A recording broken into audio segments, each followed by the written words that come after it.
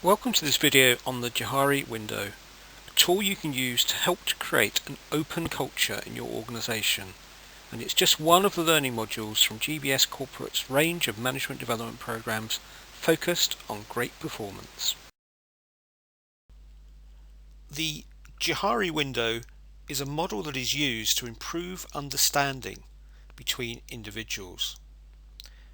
And the word Johari may conjure up visions of the Far East and even ancient mystic wisdom.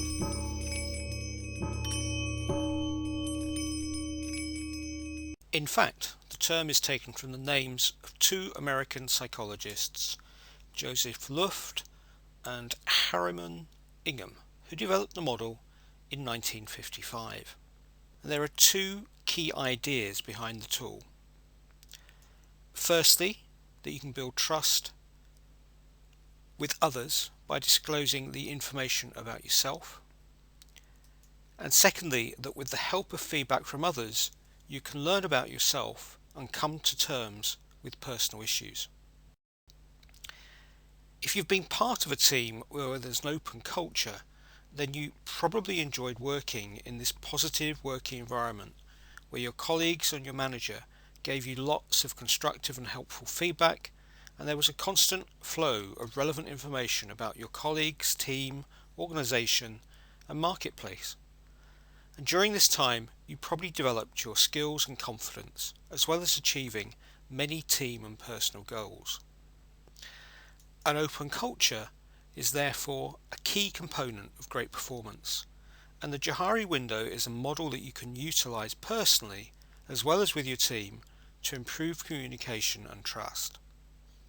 By explaining the idea of the Johari Window, you can help team members to understand the value of self-disclosure, and you can encourage them to give and accept constructive feedback.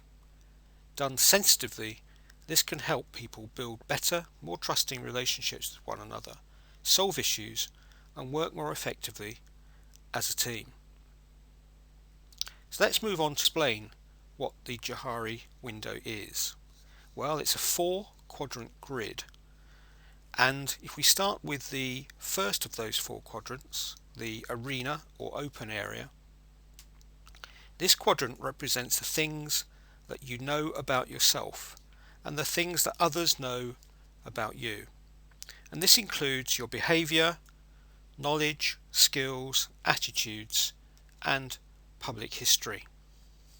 This quadrant, the blind area, represents things about you that you aren't aware of, but that others are aware of. And this can include simple information that you do not know, or it can involve deep issues. For example, feelings of inadequacy, unworthiness, incompetence, or rejection, which are often difficult for individuals to face directly, and yet can be seen by others.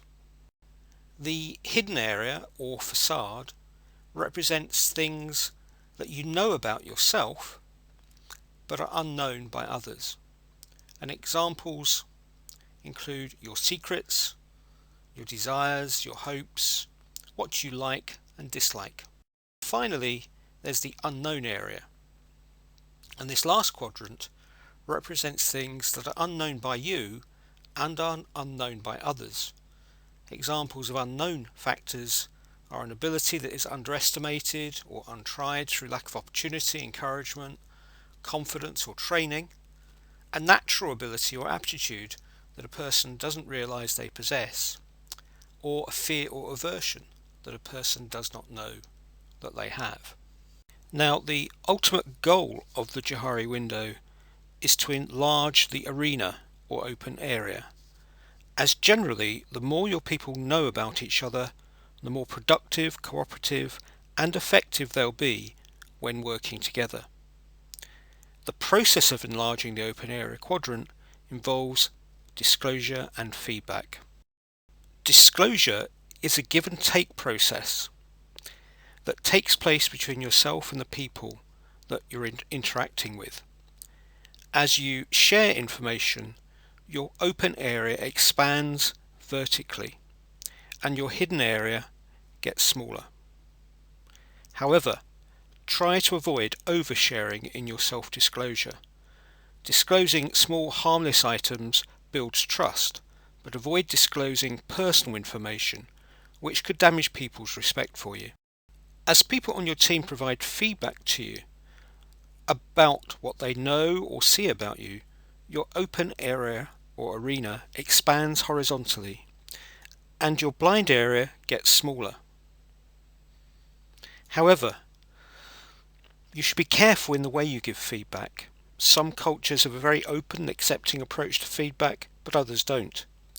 You can cause incredible offense if you offer personal feedback to someone who's not used to it. So be sensitive, start gradually, see the reaction, try to be constructive and helpful, and try to treat everyone in an equal way. The unknown area can be reduced in different ways. Firstly, by self-discovery. That is, normally through taking on new challenges, you learn about yourself, and this moves information from the unknown area into the facade area.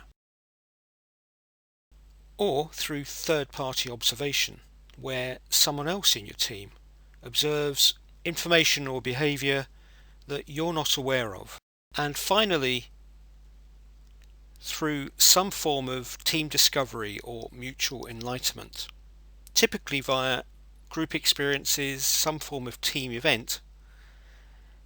There'll be an observation made by the team or some of the team which you share about your own skills or an attribute, and this means that something which is unknown immediately moves into the arena. Done well, the process of give and take, sharing, and open communication builds trust within the group, and the Johari window is a very critical component in making that happen.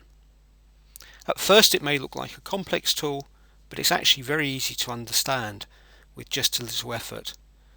As such, it provides a visual reference that people can use to look at their own character, and it illustrates the importance of sharing, being open, and accepting feedback from others. That's the end of this module on the Johari window. Hope you've enjoyed it, and there are many other modules from GBS Corporate Training which can help you to achieve great performance.